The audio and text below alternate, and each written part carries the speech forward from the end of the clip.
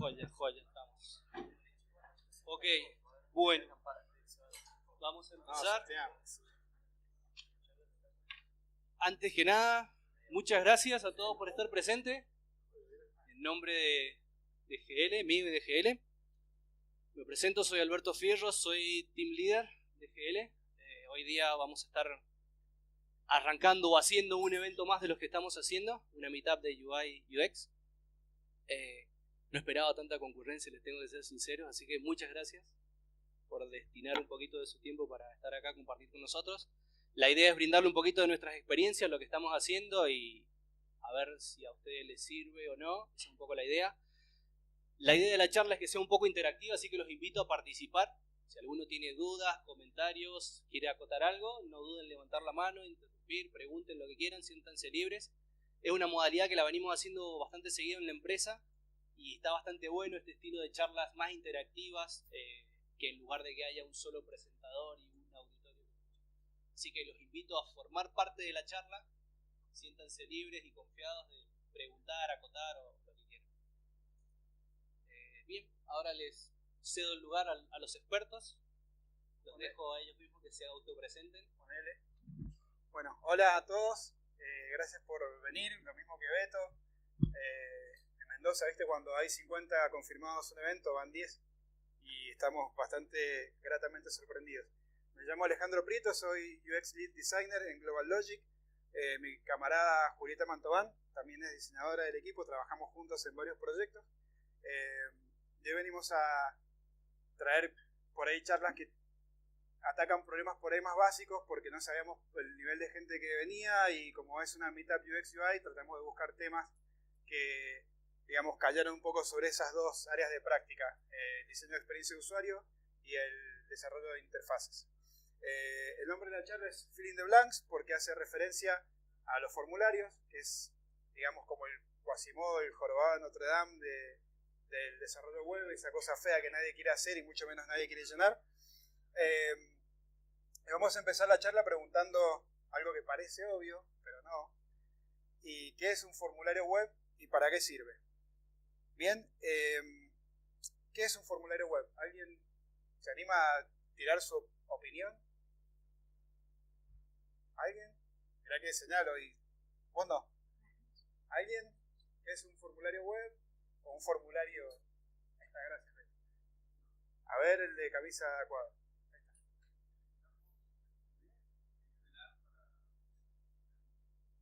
Bien. ¿Y para qué sirve?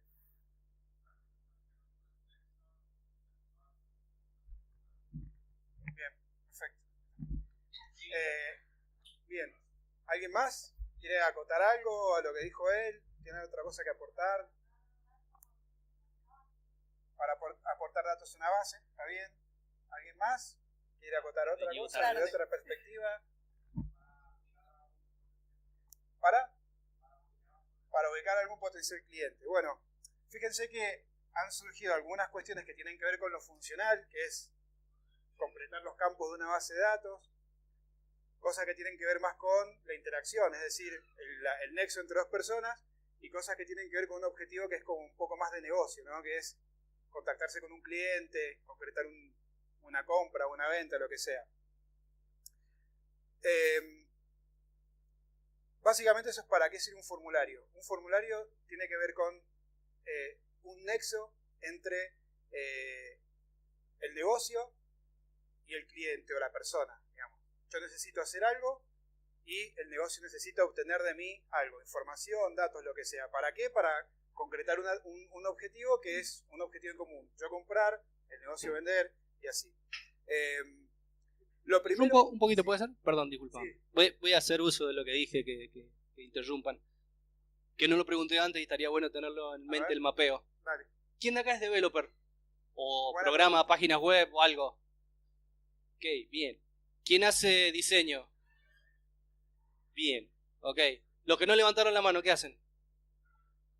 Bien, no importa, pero ¿para dónde querés ir? ¿Qué es lo que te gusta? ¿Diseño? ¿Programar? Diseño, bien. Bien. Ajá. Tipo media marketing, una cosa así.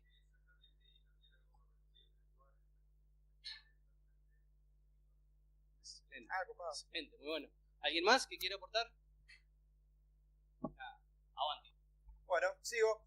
Entonces, más allá de lo que de para qué sirve y qué es un formulario, lo primero, lo fundamental que tenemos que tener en cuenta es que nadie quiere llenar un formulario. O sea, el objetivo nunca va a ser llenar un formulario. Yo no entro a un sitio web a decir, bueno, qué lindo, me voy a completar un formulario de 25 campos porque me encanta y estoy al pedo.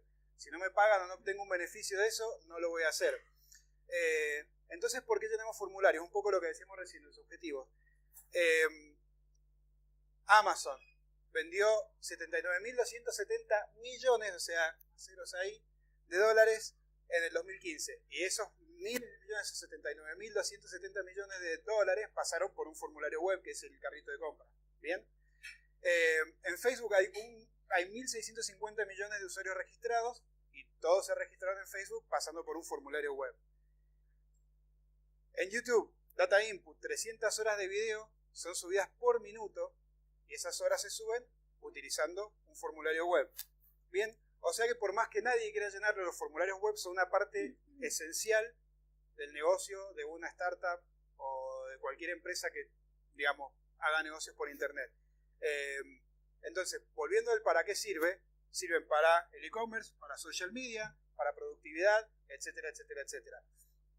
Básicamente, cuando uno se presenta o se encuentra con un formulario, básicamente, a mí me pasa por lo menos, cuando veo un formulario web, generalmente veo a la vieja diciendo que no completé el papeleo. Me siento Wazowski, ¿viste? Tengo que encontrar esa cosa poco amigable.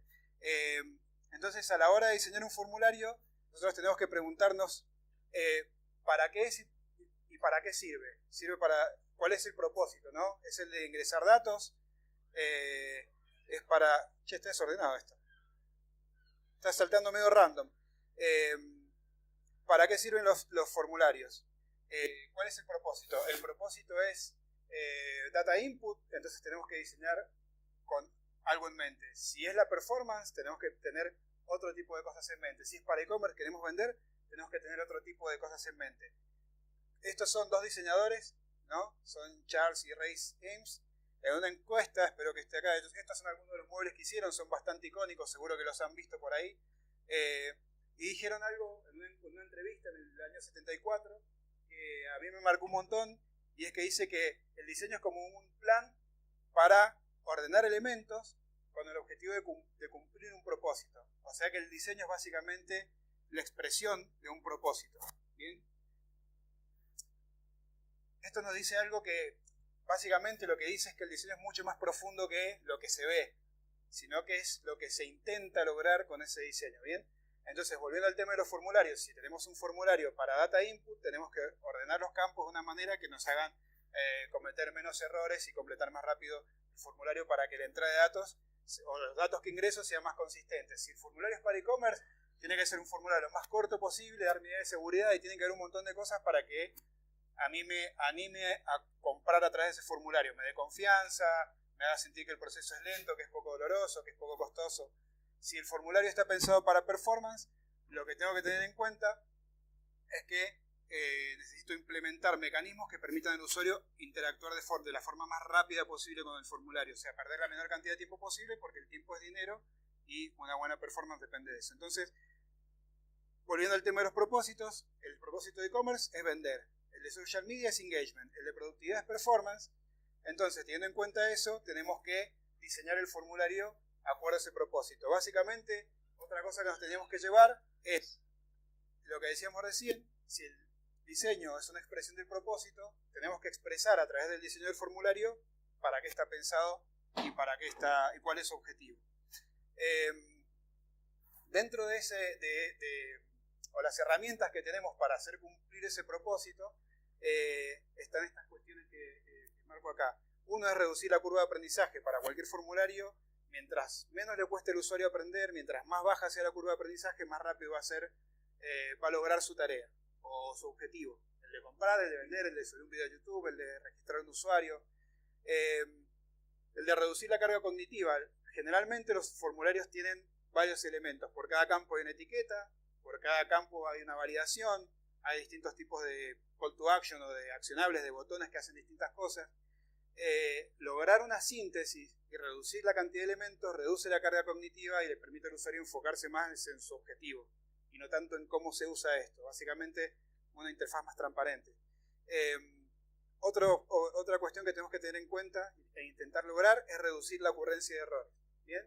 Mientras menos errores cometa o sea posible cometer en un formulario, va a ser más rápida la interacción, más eficiente y generalmente el logro de la tarea va a ser mucho más sencillo y por lo tanto esa persona probablemente vuelva, lo recomiende. Es todo ese montón de cosas que pasan cuando el nivel de satisfacción es alto. Después alentar a completar el formulario. Esto obviamente parece una obviedad, pero suele pasar que algunos formularios arrancan preguntándote nombre, apellido, DNI, dirección, teléfono, un montón de cosas para al final preguntarte qué auto tenés y tirarte el valor estimado del seguro. Cuando podría empezar preguntándote por qué auto tenés, tirarte el valor estimado del seguro y si querés saber más, dejas tus datos, ¿no? Pero acá tiene que ver con el negocio que se mete en el medio y te dice, bueno, yo quiero datos de los usuarios para después hacerle ofertas, ¿no? Y se olvidan de que el objetivo del tipo es simplemente tener estimado ese seguro para su auto y poder contratarlo si quiere. Quizás lo que está haciendo el tipo es juntar información y no le interesa contratar en ese momento. Entonces, todas esas trabas lo que hacen es desalentar el completado del formulario. Otro caso famoso que es el botón del $1.000.000 que le llaman, un experto en experiencia de usuario yankee que se llama Jerry Spool, después lo pueden googlear. El tipo lo contrató una empresa, un retailer muy grande, no dice cuál, pero se supone que es o eBay o Amazon, no lo puede decir por un ¿cómo se llama? Un NDA, eso, un acuerdo de confidencialidad. Entonces no dice qué compañero contrató, pero básicamente lo que hace esta persona es, cuando lo contratan, le dicen, mira, tenemos un carrito de compra y vemos que la gente en cierto punto abandona y no completa la compra. Estamos perdiendo $1.000.000, no me acuerdo si era mensual o una cosa así, un montón de plata. ¿Qué podemos hacer? Entonces hacen pruebas con usuarios, algunas remotas, otras en base a, digamos, algunas pruebas más cuantitativas, viendo analytics, otras entrevistando al usuario y observándolo cómo completa el formulario, y se dan cuenta que lo que hacía que el usuario rebotara era que una vez que completaba el carrito y que va a hacer el checkout, o sea, comprar, le pedían registrarse en el sitio. Entonces le ponían a trabajar, registrate para seguir. Y muchos decían, no me quiero registrar porque lo más probable es que no vuelva a comprar acá. Entonces voy y lo compro en otro lado donde ya tengo usuario, donde no me lo piden y listo. Entonces lo que hicieron es hacer opcional ese paso de registro, lo pusieron al final y ahí el proceso de compra se empezó a completar y la empresa empezó a ganar esos $1.000.000 que estaba perdiendo. Solo con mover un botón que decía registrate ahora al final y hacerlo opcional. Entonces esas son las cosas que no alientan completar el formulario. Y la otra es mejorar la eficiencia y la satisfacción, que son dos variables de la usabilidad. Digamos, la eficiencia es lo completo en la forma más rápida posible, con la menor cantidad de recursos posible, y cuando lo completo estoy contento, estoy satisfecho, logré lo que quería, digamos. Para lograr esos objetivos podemos basarnos en estos principios de diseño que son bastante universales, sirven para cualquier cosa, pero nunca está de más recordarlos porque volviendo a lo mismo, a lo de recién, por ahí entendemos los formularios como algo mecánico, pero en realidad son mucho más que eso, entonces aplica a cualquier principio de diseño. Uno es la simplicidad y la consistencia, minimizar la fricción o el dolor o el costo cognitivo, como decíamos recién, iluminar el camino de finalización, que es dónde empieza el formulario y dónde termina, lo tengo que tener claro antes de empezar, si son pasos, cuántos pasos, si son muchos pasos, cuál es mi progreso, mi estado de avance, y después considerar el contexto. ¿Es mobile? ¿Va a ser mobile? ¿Va a ser usado en un escritorio? ¿Va a ser para productividad? ¿Va a ser para comprar? Y básicamente, bueno, eso, aplicar los principios de la Gestalt y las reglas heurísticas a la hora de diseñar formularios. Lo que viene a continuación son unos 20 principios más o menos, o buenas prácticas, que están basados en ese libro que ven a la derecha, que se llama Web Form Design, de Rosenfeld Media, y algunas investigaciones que hizo Google, un equipo de Google, y publicó un paper sobre cómo optimizar formularios para que conviertan, o sea, para que la gente los complete y logren el objetivo. La dejo ahora con Julieta, ella va a seguir. Hola, la primera parte que vamos a ver es la organización. vamos a ver la posición de las etiquetas, los campos requeridos, el tamaño de los campos, el agrupamiento, las acciones, la ayuda y la jerarquía. Como vemos en la primera y segunda imagen, todos esos puntitos que ven son fijaciones oculares del usuario. En la primera y segunda están dispersas, van de un lado al otro, y en la tercera imagen que vemos es más lineal. De esto llegamos a estos tres tipos de formularios. El primero es con los labels alineados a la derecha. Tienen dos ventajas. La primera es que para el usuario es fácil relacionar el label con el campo y se reduce el tamaño del formulario. Y una desventaja es que a la hora de escanear el formulario y entender los campos que tienen que llenar, se complica ya que el label está alineado a la derecha. La segunda es el label alineado a la izquierda. La ventaja es que el formulario de nuevo se nos hace menos extenso. Y a la hora del usuario escanear este formulario es un poco más simple siguiendo la línea vertical como veíamos recién. La desventaja es que si son labels cortos se distancian un montón del campo y es más difícil relacionarlos. Y el último es el vertical. La ventaja es que es más fácil relacionar el label con el campo porque tenemos label campo, label campo. Se nos hace un poco más extenso el formulario, pero hoy en día el scroll no nos desfavorece en nada el diseño. Y a la hora de escanear es mucho más simple. Las etiquetas siempre deben estar sobre los campos, permiten completar el formulario mucho más rápido y con menor esfuerzo cognitivo. Además, un solo movimiento ocular hace que el usuario pueda relacionar el campo y la etiqueta, como habíamos visto en el tercer ejemplo, la flexibilidad para la localización y la mayor escalabilidad.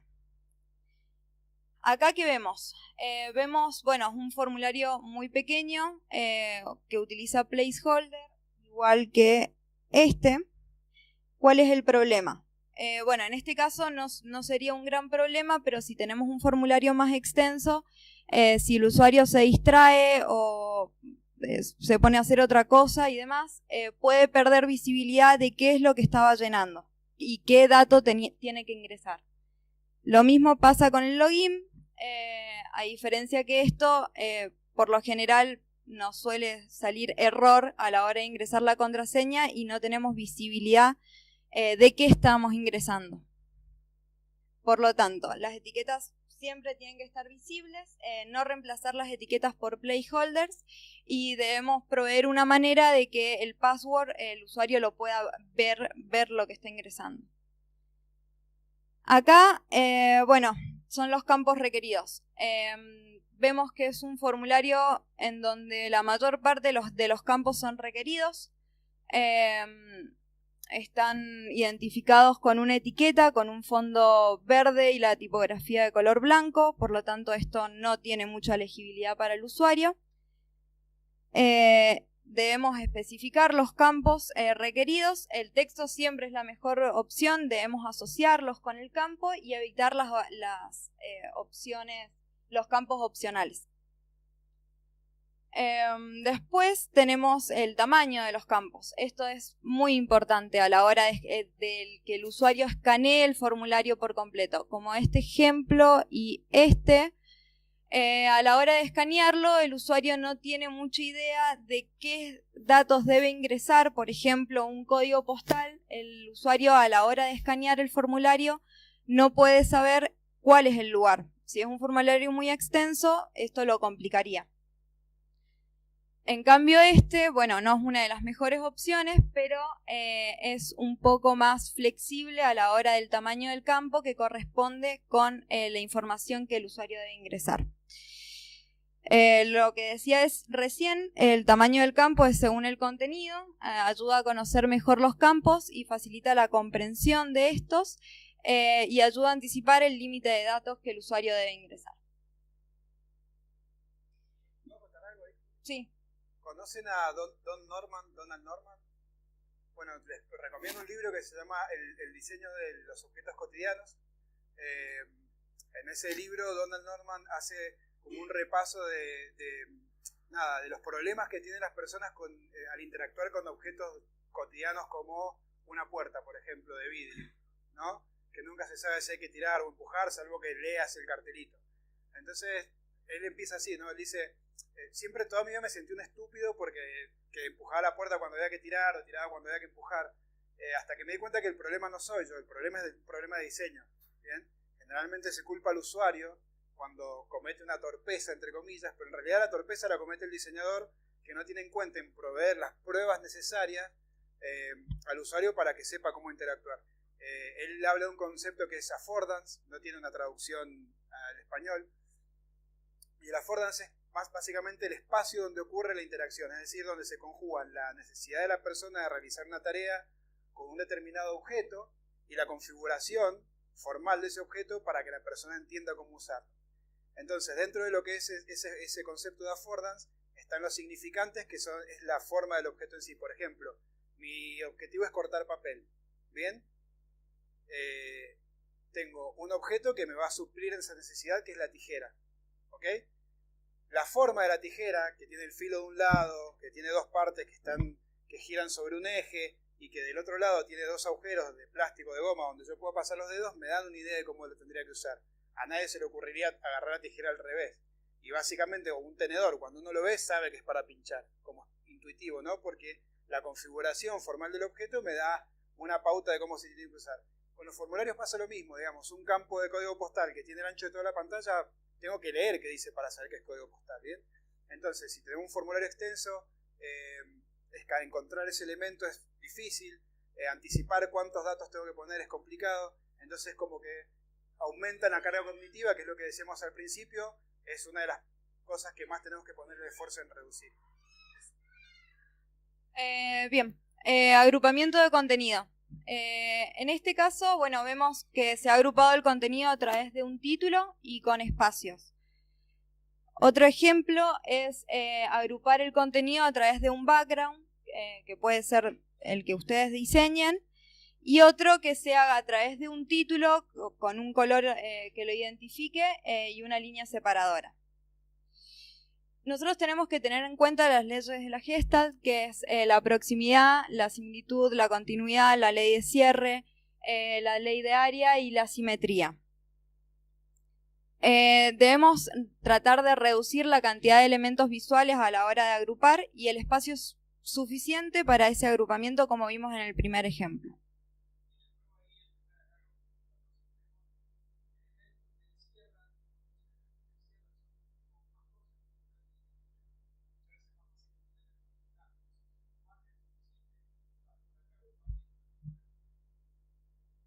Bien. Después acá tenemos las acciones de un formulario. Tenemos diferentes tipos de posición de estas acciones. Después les voy a mostrar este mapa en donde muestra las fijaciones oculares del usuario. Como ven, por lo general están alineadas al label, y este era el camino claro que decía Ale al principio.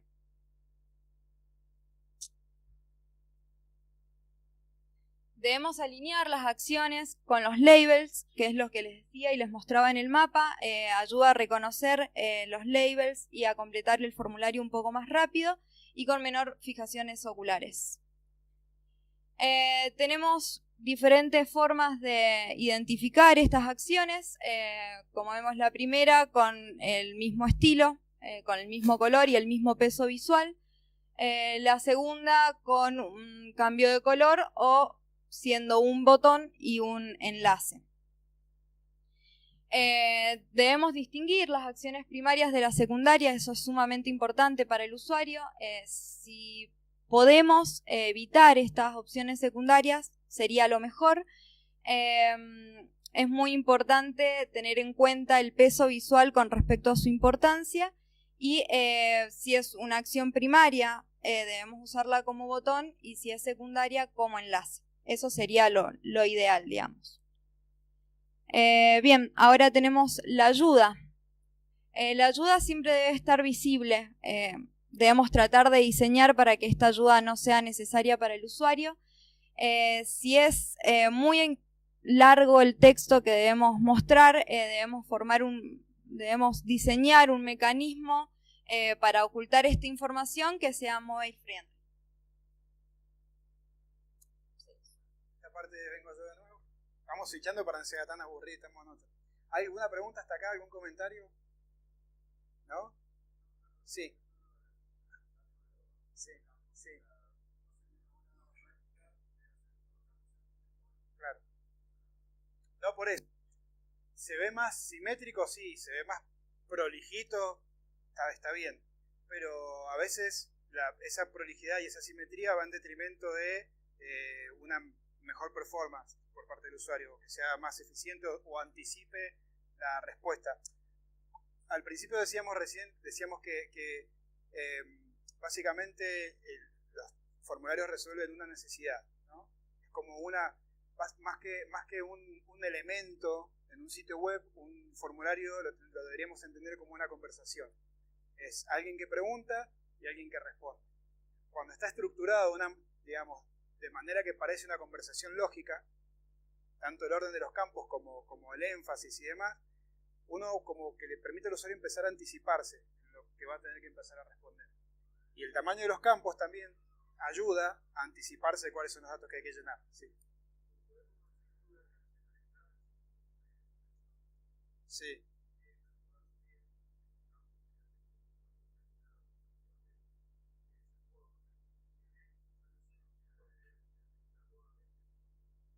Sí.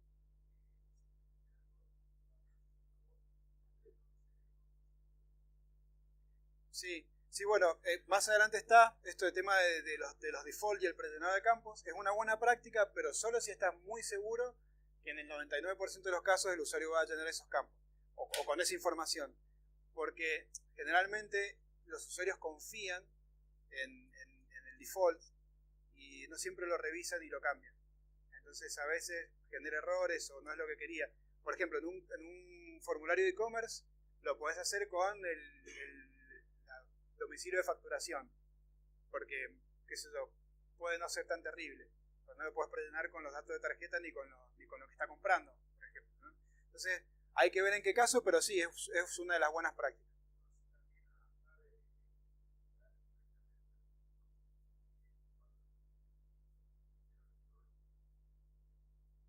Claro.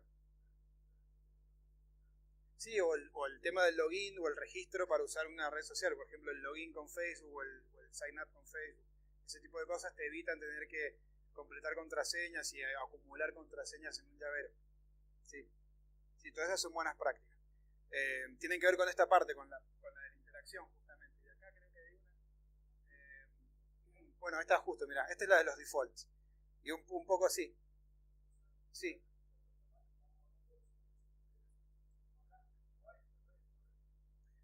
Más o menos, sí.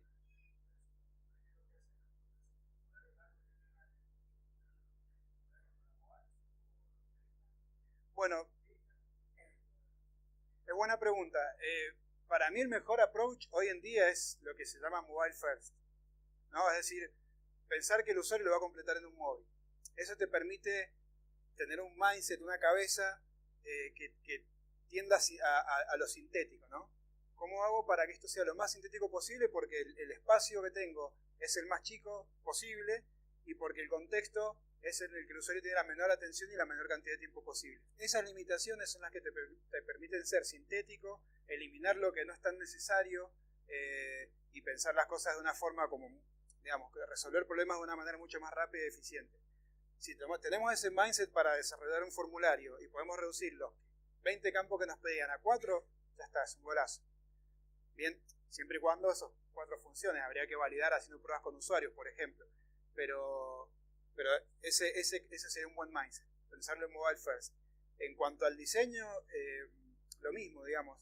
Si bien el teléfono tiene una pantalla relativamente chica y el real estate, digamos, el área es poca, comparada con una computadora, un código postal son 6 letras. No hace falta que ocupe los 400, 500 píxeles que tiene de ancho la pantalla del teléfono promedio. Así que sí, también aplica. Y en el teléfono es muy fácil, bueno, en realidad en la computadora también, el scroll ergonómicamente tiene costo cero o muy bajo. Es hacer así con el dedo y, digamos, usamos mucho el scroll para escanear rápido. Entonces el tema de ir cambiando los tamaños de los campos te permite identificarlo y frenar sin tener que estar, o sea, interactuar de una manera más rápida o más rápida por lo menos que la velocidad necesaria para ir leyendo las etiquetas. ¿Bien? Entonces tiene como varias ventajas. Pero respondiendo a la pregunta, el diseño no debería variar mucho el concepto de sistema mobile, pero tener un mindset mobile first te ayudaría a diseñar mejores formularios en general. Bueno, ¿alguien más? Sí.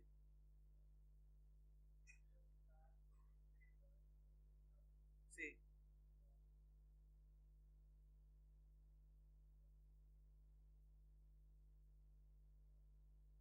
Sí.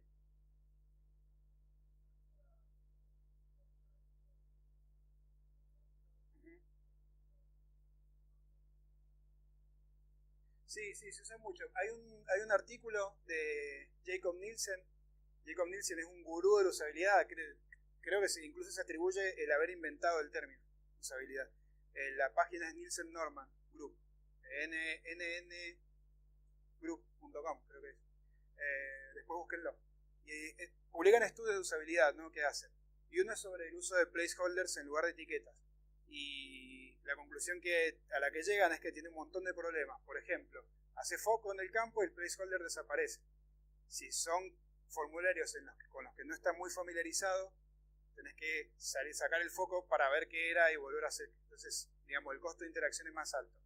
Otro problema es que a veces el usuario entiende que esos campos están prellenados, no los completa. O no sabe por qué cuando hace clic el campo desaparece. Tiene como bastantes problemas de usabilidad. En el artículo están bien enumerados, bien explicados y hay incluso algunas métricas. Así que el consejo es no usarlo.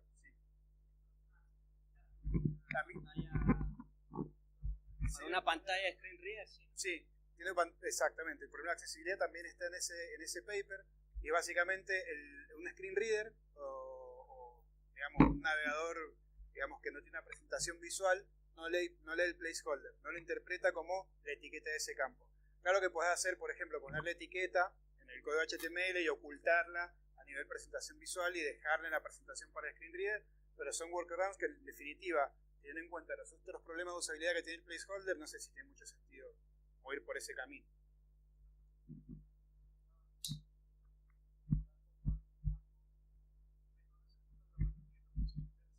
Claro, sí, claro.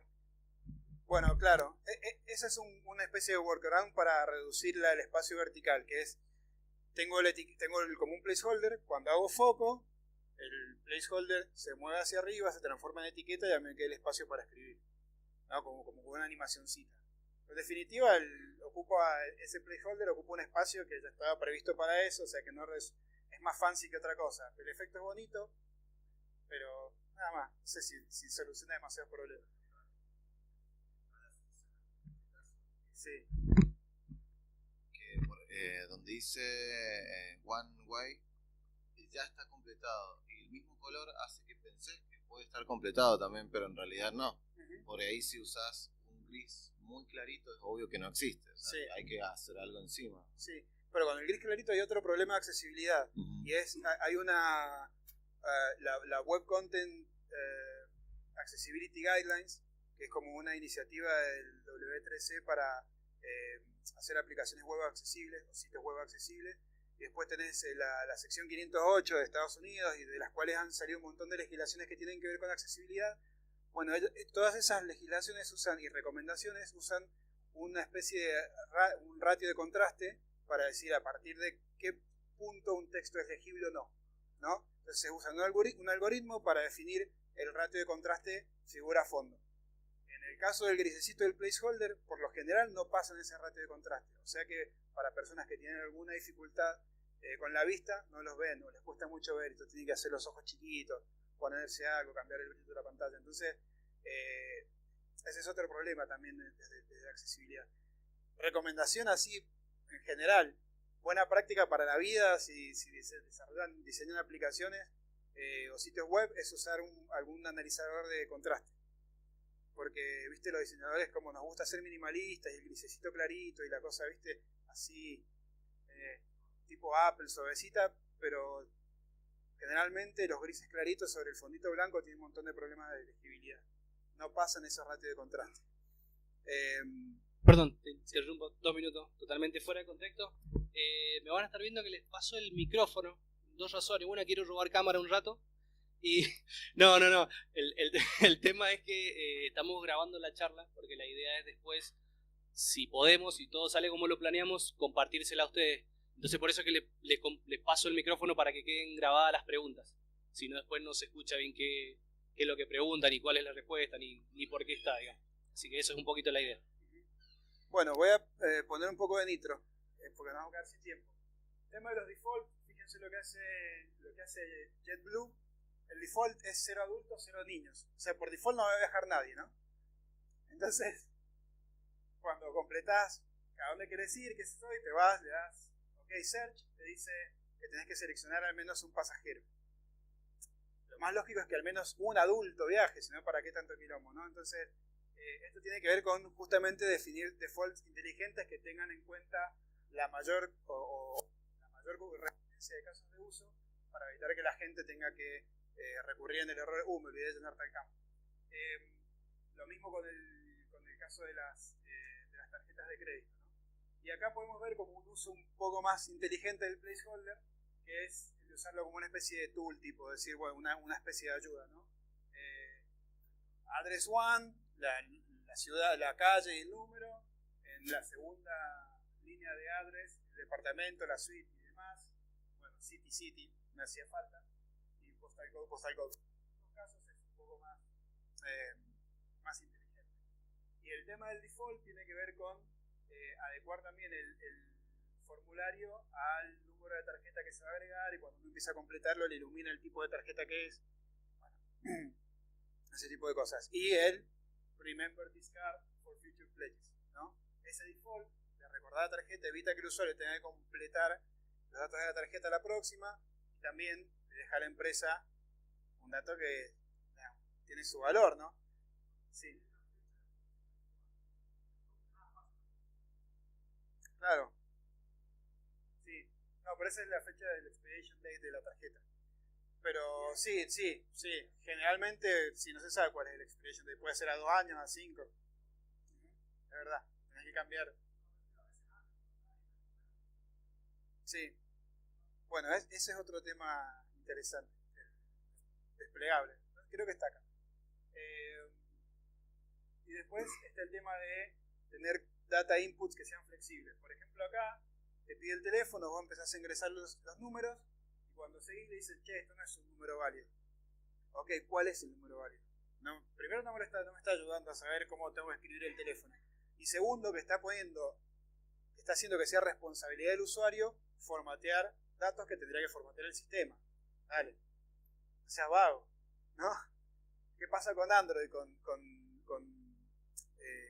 los campos de teléfono. Uno empieza a escribir y dependiendo del país y un montón de cosas, hay un algoritmo que, de acuerdo a la cantidad de números, te los va separando, te pone guiones, te pone el más para el código de país, y los datos te quedan guardados de la misma manera en el teléfono y de la misma forma en la base de datos de Google, pero no me tengo que preocupar yo por el formato usuario, ¿no?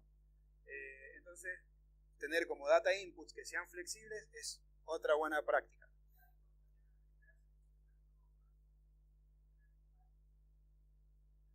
Claro, exacto. Sacan por lo menos el código de país, el de ciudad. Hay ciudades que tienen 2 o 3, en Estados Unidos por ejemplo, pero podrían, de una. Y eso tiene que ver con el tema de la conversación que decíamos recién. ¿Sí? ¿Qué te voy a preguntar primero? ¿El número de teléfono o en qué país y ciudad vivís? ¿No? Entonces, voy a poner esto después, podría utilizar el completado de estos datos para después precisar. Pero esos son algunos de los problemas que aparecen cuando no pienso el formulario como una conversación, sino como un repositorio de datos que tiene que llenar alguien. Usuario como data entry en lugar de una persona como con una necesidad real. Este es un caso, por ejemplo, phone number. Ahí arriba pone un ejemplo, esa es una forma. La otra es separarlo con guiones y pero es básicamente tabulá, viste, y movete, y tiene un costo de interacción más alto. Este es más alto que el costo cognitivo, porque tengo que pensar cómo hacerlo. Este tiene un costo de interacción más alto, porque tengo que tocar teclas de más. Y este es el mejor, porque no importa cómo lo ponga, el sistema se va a dar cuenta de cómo lo tiene que formatear. O sea, el menor costo... 90, yo estaba en mi laburo, la contadora que no es muy amiga de las computadoras ni las compras por internet. El otro día quiso comprar un sillón en Buenos Aires, 20.000 pesos, una buena compra para una página, y yo le estuve ayudando. Después justo el teléfono no entró nunca. Probamos, era un WordPress adaptado, pero estuvimos una hora y media, se cansó y dice, no, encima que no le gusta. Hay mucha gente, como mis viejos por ejemplo, no son muy amigos de este tipo de compras, y el teléfono no entró nunca, y dice, bueno, trabajamos por teléfono, no, yo no llamo nada, dice, ya está, Claro, no compro nada. Ahí está. Chao. Ahí está, un caso. Y claro, y encima estaba obligatorio, o sea que no podías pasar de ahí. 20.000 pesos, una hora y media, y una anda a cagar gigante.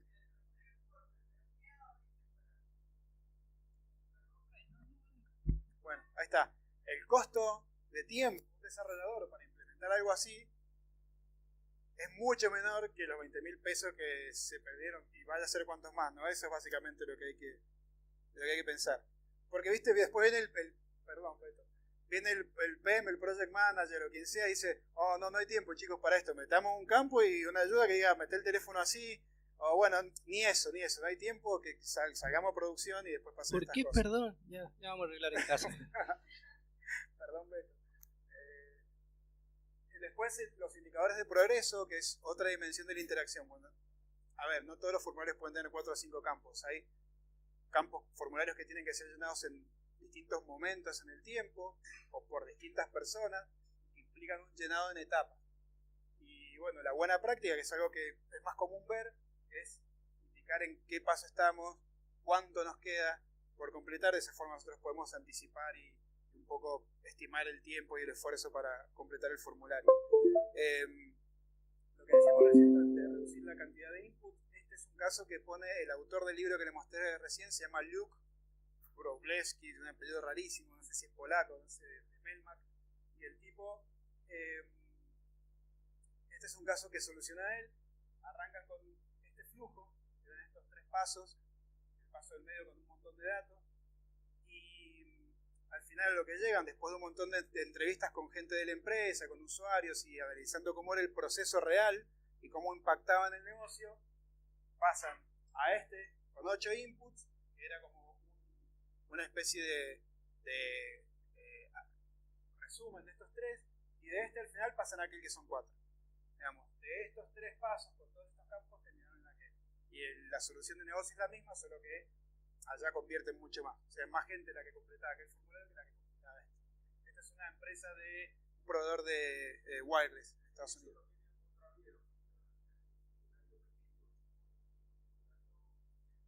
Claro, si ponerles tener como un set de campos para la mayoría de la gente, y si querés agregar más datos, lo del carrito de compra, por ejemplo.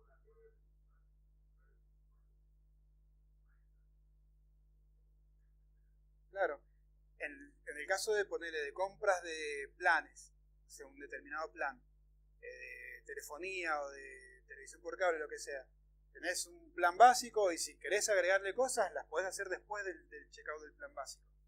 No hace falta que le pidas todos los datos y que elija todo digamos, el universo de ofertas en el momento de comprar. Y esto era un poco lo que pasaba en este formulario. Y después, bueno, esto es medio raro. No, está bien. Esto tiene que ver con lo que decíamos recién del layout, con el largo de los formularios y con el tamaño. Nosotros decíamos recién que los formularios en general deberían tener como este sentido vertical, y tenía que el botón estar ubicado abajo a la izquierda. Como los diseñadores nos gustan las cosas también, como hablamos recién con él, simétricas y alineadas, muchas veces para ocupar mejor el espacio se diseña el formulario de esta manera, ¿no? Como una grillita, ¿no? Donde los campos se ponen así y después otra línea abajo. El problema es que cuando nos presentamos con este tipo de layouts, de diagramaciones, la confusión es cómo lo lleno. Lleno una columna y después la otra. hago este zigzag, ¿no? No es claro. Entonces, la recomendación es ir por este tipo de cosas. Este es un caso de formulario que tiene todos los requisitos, o casi todos los que hablábamos recién, o de lo que hemos hablado hasta ahora como buenas prácticas. Los campos están agrupados usando un título, el espacio en blanco está bien, la relación de las etiquetas con los campos están bien, la disposición es vertical, los botones están alineados con los campos, y hay casos donde estamos usando como dos columnas o campos contiguos, pero es cuando la información del campo está relacionada. Expira día, digo mes y año. Eso es como un solo dato. Está partido en dos, pero es un solo dato, entonces tiene sentido que esté una sola línea. Los demás no. ¿No? Entonces,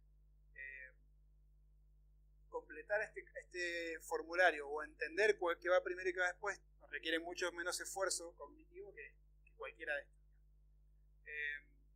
Entonces, a la hora de simplificar la tarea, todas las cuestiones que hemos visto impactan en eso, ¿no? En reducir la carga cognitiva y el esfuerzo.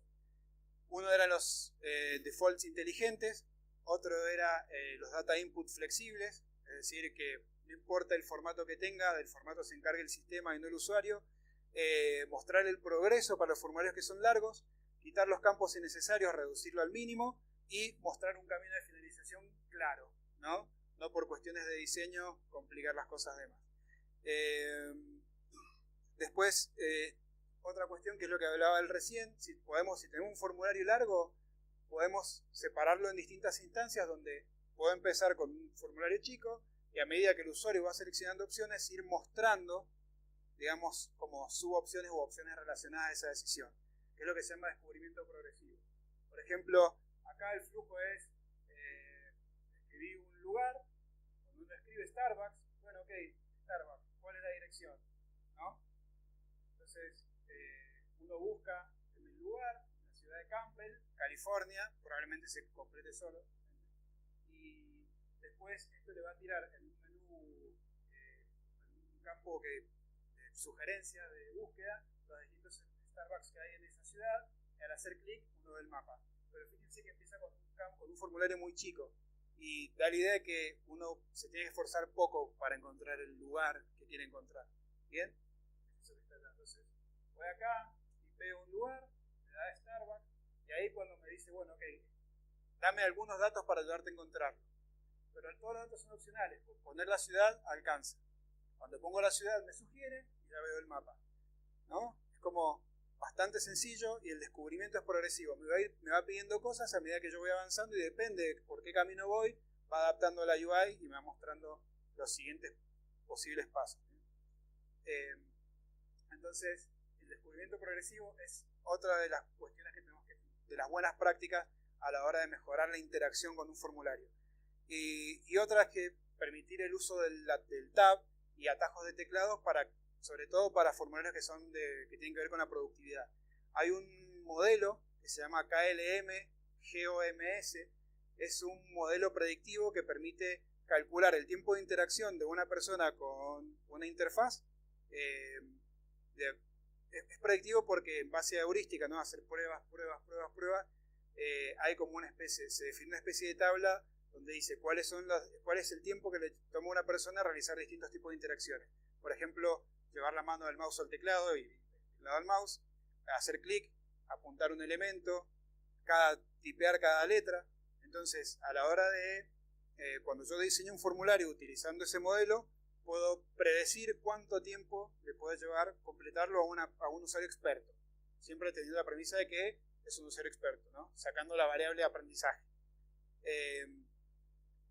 Las interacciones como cambiar del mouse al teclado, bien, llevan o demoran aproximadamente 1.2 segundos según el modelo este. Si nosotros permitimos al usuario usar el tab para navegar entre los distintos campos, estamos reduciendo en prácticamente la mitad o un poco más de la mitad de ese tiempo de interacción. Bien, entonces podemos bajar de, no sé, 50 segundos a 60 segundos, tener un formulario a 30 utilizando el tab en lugar de que tengan que pasar del mouse al teclado para completar datos. Esa es muy buena. Cuando yo la descubrí fue como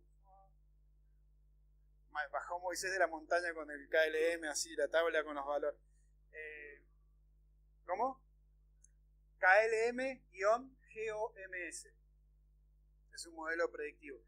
Nosotros trabajamos para una empresa de seguros. Estaban haciendo una aplicación de emisión de pólizas, básicamente, con lo que usaban para facturar, digamos. Y estamos migrando de un sistema, creo que era Visual Basic, ¿sí? Visual Basic 6, a web. Y teníamos que mantener la performance del usuario, ¿no? O sea, tenía que performar igual. Lo que antes se hacía en 1 minuto, se tenía que hacer en 1 minuto o menos, nunca más de 1 minuto, ¿no? Porque perdía plata la empresa. El tema es que habían cuestiones de performance que tenía la aplicación web, que eran propias de la tecnología, digamos. No es lo mismo tener una aplicación instalada en la máquina y el manejo de memoria, qué sé yo, o una base de datos, una copia de la base de datos local, que ir pegándole un servicio, pasando por varias capas y volviendo en el browser, otro manejo de memoria. Entonces había diferencia de performance. Entonces lo que tratamos de hacer era mantener la performance reduciendo los tiempos de interacción del usuario. El sistema que tenían ellos no soportaba el tabbing, iban clicando con el mouse. Al soportar el tabbing bajábamos el tiempo de interacción y como que equilibrábamos las cosas, ¿no? Pero como no había otra manera, ¿no? Y se logró en la mayoría de los casos. Así que esto es papita. Alto tip les tiré. Bueno, y la parte 3 de feedback le da Julio.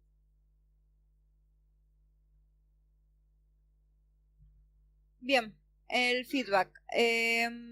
Bueno, como vemos en esta imagen, por lo general en algunos formularios el feedback aparece por arriba del form. En este caso no nos indica cuáles son los campos que tenemos con error o que no hemos ingresado y que son requeridos. A diferencia de este, que te avisa cuál es el campo y qué es lo que tenemos que ingresar o cuál es el error. Entonces, la validación debe ser inline. Debemos sugerir datos válidos para campos que tienen tasa de error elevada y comunicar los límites y restricciones de estos datos. Debemos mostrar el mensaje de error, es muy importante para el usuario. Saber las acciones o instrucciones que tiene que hacer a la hora de corregir este error, asociar los campos con el mensaje de error, porque uno puede que te avise si tenés un error, no sé, de lo que sea, de algún campo que hayas completado, pero no te dice cuál es el error, que es lo que hablábamos recién con, por ejemplo, el del celular. Es más o menos lo mismo. Y el mensaje del form, siempre que sea posible, que esté por encima.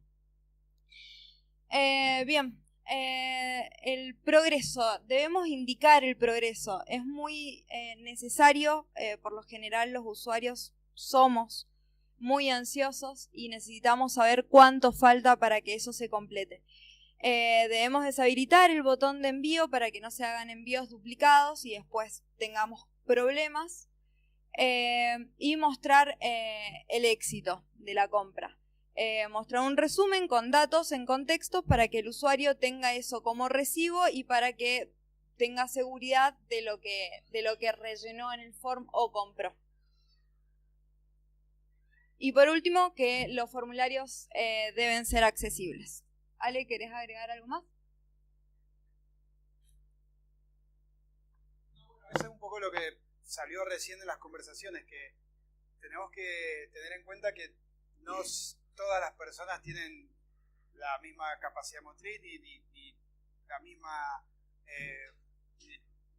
mismo nivel de visión, ni usan los mismos tipos de browsers. Entonces tenemos que tener en cuenta cuáles son las normas o las recomendaciones en cuanto a accesibilidad a la hora de diseñar y de implementar un formulario. Digamos, la accesibilidad empieza en el diseño y continúa en la implementación, pero a la hora de encarar un proyecto, incluso aunque el cliente no lo pida, es como, me parece una cuestión más como de responsabilidad social, buscar el tema de un formulario accesible. Es como ser arquitecto que te pida un edificio y como no te pidieron rampa y qué sé yo, no ponerlo. Bien, es lo mismo.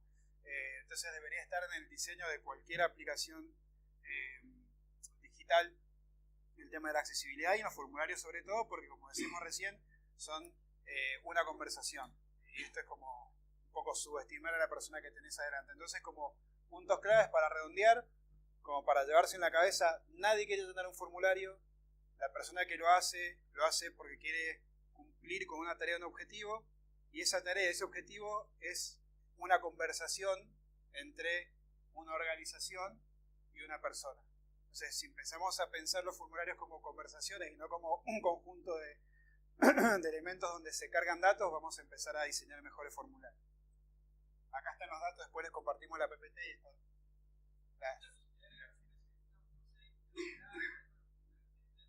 Sí, esa también es una buena práctica. Y hoy el costo es bastante bajo. Lo podés hacer local en el browser, digamos, hay 1000 maneras de implementarlo que dependerán de la naturaleza del formulario, pero sí, esa es una.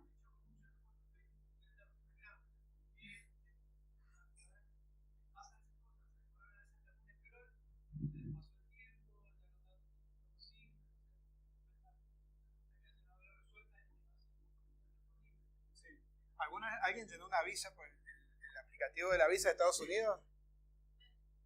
Lo menos. Gigante, son como no sé cuántas páginas, como 20 páginas con un montón de preguntas y tenés como un tiempo y demás. Entonces, en ese tipo de casos, si no pones autoguardado, sos el diablo, básicamente. O sea, maléfica solamente. Bueno, sí.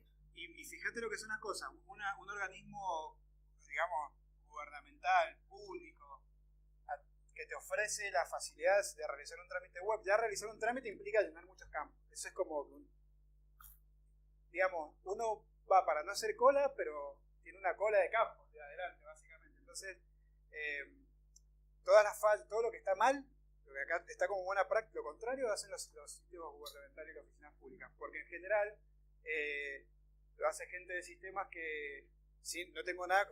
Estoy en UTN, estoy de visitante y estoy... Claro, me van a venir a la salida, me fajan.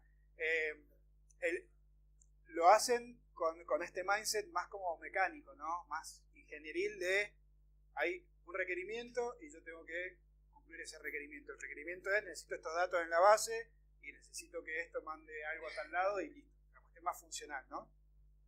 Y en funcional se pierde la dimensión humana de el tipo frustrado, el que odia hacer trámites y quiere hacer las cosas rápido, el viejito que no tiene mucha idea de computadora y depende se de pierde la humanidad directamente. Sí, se pierde.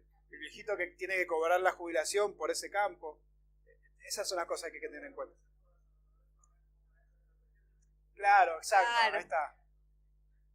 Ahí está. Bueno, sí, nosotros para terminamos.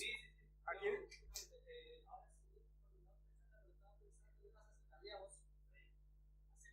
Un break. Sí. Hay bebidas, comida y fiesta, música, whiskola. Ahí está. Yo me voy a poner a preparar whiskola acá. ¡Ah, epa! ¡Vamos!